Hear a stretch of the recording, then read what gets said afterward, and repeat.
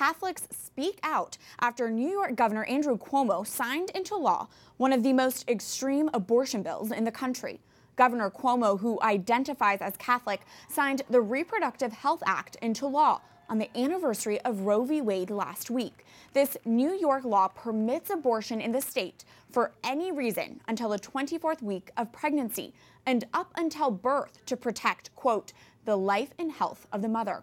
This new law also authorizes non-doctors to perform some abortion procedures. Catholic bishops were quick to condemn the legislation. In an open letter to the governor, Albany's Bishop Edward Scharfenberger writes in part, "Dear Governor Cuomo, although in your recent State of the State address, you cited your Catholic faith and said we should stand with Pope Francis, your advocacy of extreme abortion legislation is completely contrary to the teachings of our Pope and our Church." Joining us now is Bishop Edward Scharfenberger of the Diocese of Albany in New York. Your Excellency, thank you for being a part of the show. I know a lot of Catholics have questions about the repercussions Governor Cuomo will face, and we're grateful you're here to walk us through that. Yeah. Oh, I'm so happy to be here. Thank you for inviting me, and I'm just, happy to be part of this conversation, which is very important, isn't it? Yeah. You said in an interview with Fox News that Governor Cuomo's continued distance from communion with the Catholic Church may unfortunately result in excommunication. Can you expand on why or why not that may be the case? Well, as I say, his advocacy for this bill distances himself more and more from the truth of what we believe is the sanctity of all human life. And this weird celebration almost of the killing of not only of unborn children, but also the destruction of the lives of their mothers and the families that they would be a part of. So this continues to alienate him from the church. But you know what? I think our bigger battle is not against Governor Cuomo, but against the ideology that continues to promote this cancerous view that somehow or other abortion is good for women. Obviously, it's not good for children because it always results in death. And it also results in the loss of lives of many women as well, too. Half of all children who are born are females, are women. Let me talk about excommunication. Excommunication is somewhat like fighting cancer by cutting off a limb. Now, of course, because we're a religion that believes in salvation and redemption, Jesus has been known even to reattach severed limbs. But that's really what it's like. And when a person so aligns themselves with a disease, with a cancerous way of thinking, with the sin, it may come to a point that the only way to preserve the body is to cut off that limb. And that's really what excommunication is. And can you clarify, Your Excellency, does Governor Andrew Cuomo fall under your jurisdiction? Governor Cuomo does, so far as I know, does not fall under my jurisdiction as a bishop that has the responsibility for the spiritual welfare of the diocese, because he does not live within the diocese to the best of my knowledge. However, if Governor Cuomo or anybody else were to have committed some sort of a canonical crime, then by penal law, that might allow me to have jurisdiction over that.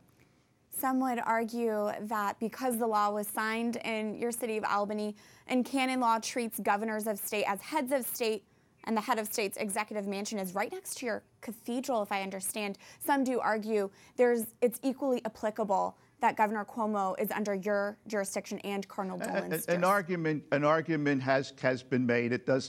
An argument has been made that is not the, and canonists argue both ways. I suppose if I wanted to use that argument, I might be able to use that argument if I felt that that was an appropriate way to deal with it.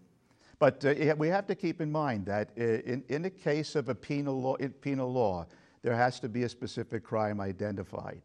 And that is one of the things that right now, I'm listening to a lot of opinions, but I don't find a specific crime right here. And again, I want to say this, that I think the ability of excommunication to change the behavior and the conscience of an individual. That's the purpose of it. It's supposed to change the behavior and conscience of an individual or anybody. It's supposed to have an effect not only of punishing, but of noting that something is gravely wrong that cannot continue, and to lead to a conversion of the person. So it's we have to ask ourselves that question: how does this save lives? Particularly when the real cancer right here is the ideology that abortion is somehow an advancement of the rights of women and somehow or other promotes freedom in our society. That is the ideology that continues, that actually was promoted by a certain branch of feminism that continues to I think, confuse and really infiltrate our society. Your Excellency, as you mentioned, Governor Cuomo has been applauding and bragging about this extreme new abortion law. How are you going to shepherd your flock during this time, and especially considering he continues to invoke Pope Francis, prevent more souls going into sin? I always keep asking myself in this situation, what would Jesus do, or what does Jesus expect me to do? And it seems to me that Jesus, wherever he was confronted by evil and confronted by sin and by sinful patterns. So he always called that evil out. He always identified it for what it was. But at the same token, he always opened his heart to sinners who would be converted. So he drove out the demons, for example, wherever they were, and then the person was freed from that.